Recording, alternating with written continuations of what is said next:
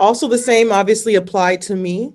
Mm-hmm. Um, and I Uh-huh. had to make people realize that, you know, it's okay to be black and to play tennis, and it's okay to be good at it and to be better. And that's kind of something I had to lean into myself, and not and realize that it wasn't me. It wasn't anything to do with me. It was just that I had to force people to see me. Heated confrontation after a second round match at the U.S. Open here in New York. After Jelena Ostapenko lost to Taylor Townsend, the two exchanging sharp words. Townsend saying Ostapenko accusing her of having no class and no education. Serena Williams just called out Jelena Ostapenko. And if you're sitting there like, who's that again? Let me jog your memory. She's that Latvian player who shocked the world by snatching the French Open in 2017. Loud on court, fiery as ever, always throwing tantrums like she owned the stage. Just last week at the US Open, she ran into Taylor Townsend from Atlanta, and Taylor served her a two-set beatdown like it was nothing. But let's be real, this wasn't just any regular L. Taylor came out swinging like she had bills stacked up and something to prove. The New York crowd was loving it. Every fist pump, every yell, every line-clipping serve had the stadium jumping like it was a block party. Meanwhile, Ostapenko was fuming. No claps, no good game vibes, none of that. Instead, word is she told Taylor she had no class, no education, and then tossed out a slick little warning. We'll see what happens outside the US. Whoa, now hold up. You call a black woman uneducated in a sport that's dragged Serena and Venus with that same coded language for decades? That's not just trash talk. That's a loaded shot, and everyone felt it. The crowd caught it instantly. Twitter exploded, and the internet had the receipts flying before Ostapenko even packed her rackets. Taylor, though, she played it cool in her interview. She was like, people get mad when they lose. She said what she said, but I already beat her outside the US and here in New York too, so we'll see. Now that's a clapback wrapped in a smile. I said what I said, now let me go get a massage. But the tea doesn't stop there. Right when folks were debating whether this was straight up racism, plain saltiness, or a messy mix of both, the queen herself allegedly stepped into the chat. Serena Williams, the woman who survived boos at Indian Wells, shady calls at the US Open, and a whole career of coded insults, supposedly came through and dragged Ostapenko without even breaking a sweat. That's the moment that shook everything. Serena didn't have to scream, she didn't have to clap back loud. Her presence alone flipped the whole conversation. When Serena calls you out, it's not just beef. It's history stepping on stage. It's decades of side eyes, bad headlines, and microaggressions condensed into one heavyweight response. Suddenly, this wasn't just about Taylor's big win or Ostapenko's salty loss.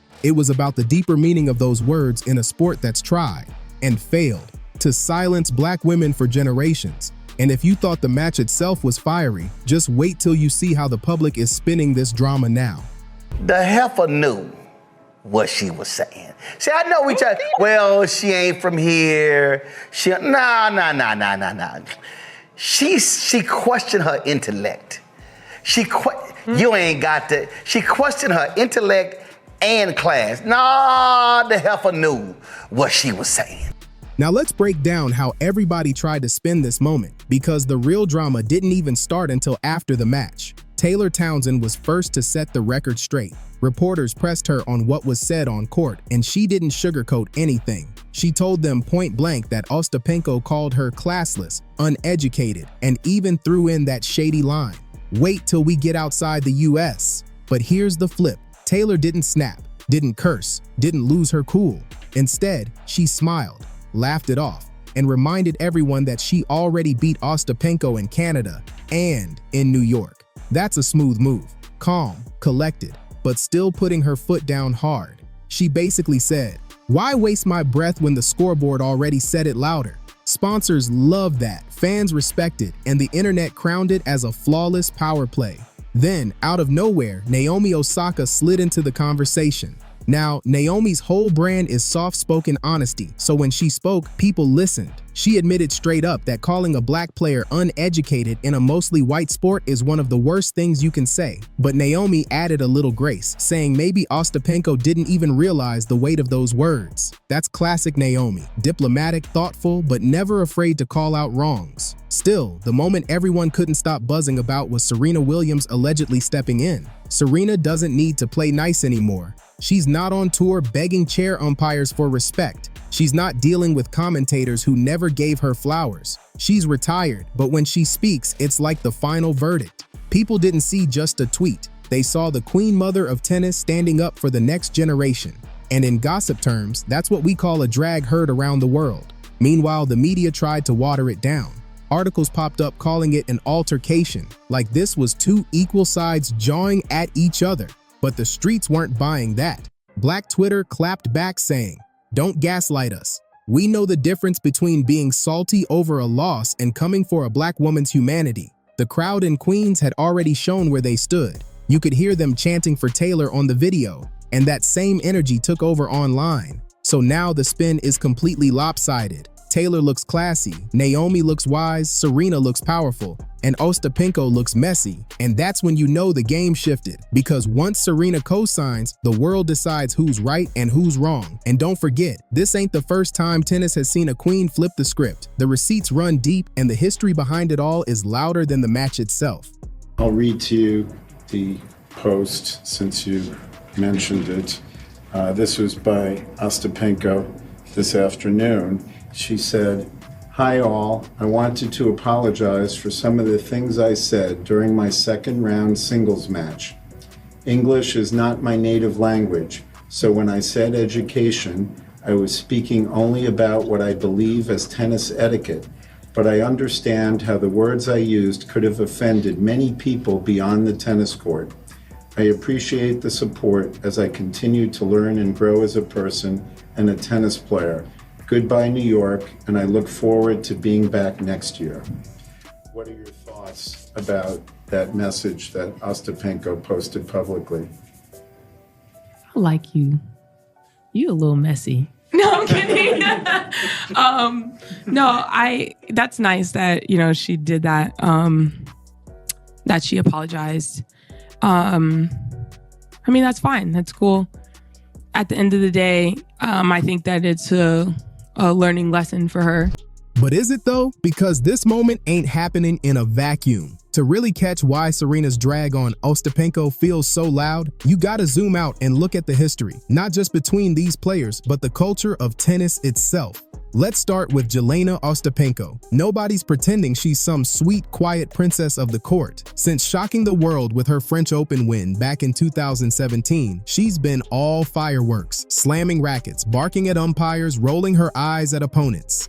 Folks call it fiery, but let's keep it real. If Serena or Venus acted the same way, they'd be painted as angry, out of control, even dangerous. That's the double standard everyone sees. So when Ostapenko allegedly threw out that no class, no education shade, people didn't see a heat of the moment slip. They saw a pattern. And it hit especially hard for Taylor Townsend because her history in this sport is already marked with disrespect. She's been told she wasn't fit enough, wasn't polished enough, wasn't the right type for tennis. The USTA itself held back support years ago, picking apart her body instead of her talent. So for another player, a white woman, to allegedly call her classless and uneducated right after she dominated, that's like swinging at an open wound. It stings because it fits the tired script she's been fighting for years. And Serena, she knows this movie by heart. From getting booed as a teenager at Indian Wells, to the infamous 2009 US Open clash, to decades of headlines tearing apart her body, her outfits, her emotions, Serena's been painted as the villain in a sport that never wanted her to shine.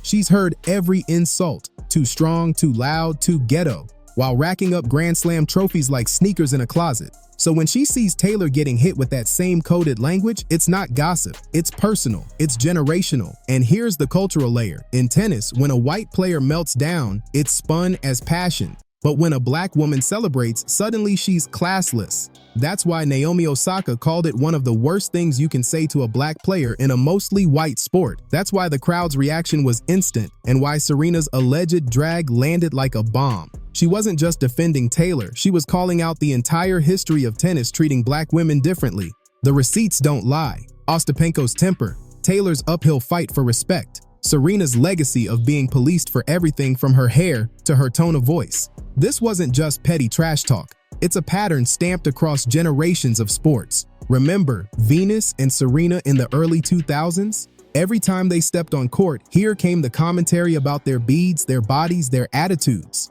Meanwhile, white opponents could smash rackets and curse at officials and still get labeled passionate competitors. That's the same math people heard in Ostapenko's little outburst. And the math don't add up. And it's not just tennis. Tiger Woods walked into golf, a country club sport, and the moment he dominated, whispers about his blackness, his family, his background followed him everywhere. Simone Biles stepped away from mental health, and instead of empathy, she got told she was weak. Different sports, same script. When a black athlete doesn't fit the box, the world scrambles to shove them back in.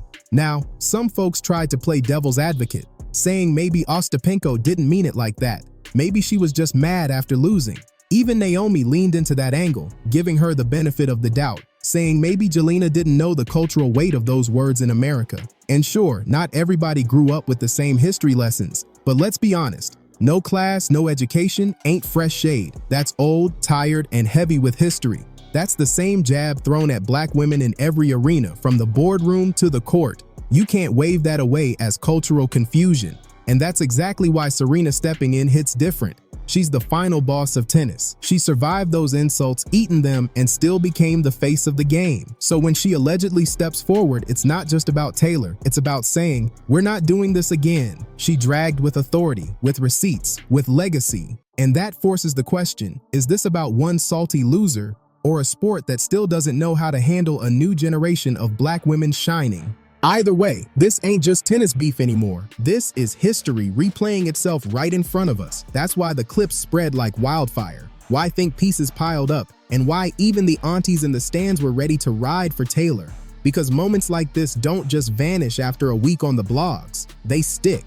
They attach to careers, brands, and legacies. For Taylor Townsend, this could be a turning point. She's been overlooked, fat-shamed in headlines, doubted by the system that was supposed to nurture her. Now the world sees her not just as the underdog who pulled off an upset, but as a black woman who took a coded jab, handled it with grace, and still stood tall. That changes how people view you. That could mean endorsements, spotlight, respect, but it also brings pressure. Now everyone's watching her not just to win matches, but to carry a bigger story than she ever signed up for. For Ostapenko, this is dangerous territory. Yes, she's got that French Open trophy. Yes, she's had big wins. But athletes don't always get to control which chapter defines them. And when the words you're remembered for sound like coded racism, no class, no education, that cloud follows you.